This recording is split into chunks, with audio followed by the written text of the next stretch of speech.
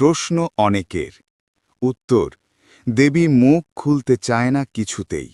আজ মান ভেঙেছে তোমার ছোঁয়ায়। প্রশ্ন: সম্প্রতি প্রতিটি পোস্টে আমি কেন যুক্ত করি কপিরাইট স্নেহাশিস প্রিয় বড়ুয়া? উত্তর দিতে গিয়ে প্রশ্ন: বুদ্ধের গান গাই, ছবি আঁকি, কীর্তিন গাই, গল্প লিখি, ত্রিপিটকের অনুবাদ করার চেষ্টা করি, ভাবনার কথা বলি, সূত্র পাঠ করি, ভিডিও বানাই, কিন্তু যা করি সবই বুদ্ধবাণী, যাতে আমার কিছুই নাই, তবুও কেন আমার নাম লিখি? যে উত্তর: ধর্ম করতে গিয়ে অধর্ম হতে রক্ষা করতে।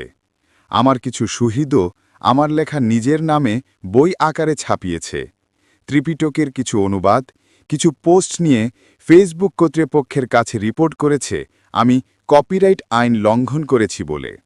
যাই হোক, তাতে আমার ক্ষোভ নেই, শুধু তারা যেন ধর্ম করতে গিয়ে এভাবে অধর্ম না করে তার জন্য সহানুভূতিশীল হয়ে তা লেখা। তবে আমার যে কোনো কিছু আপনারা সকলে নিজের নামে ছাপালে দয়া করে একটু পরিবর্তন করে আপনার নিজের যা মনে হয় সেভাবে লিখে ছাপান।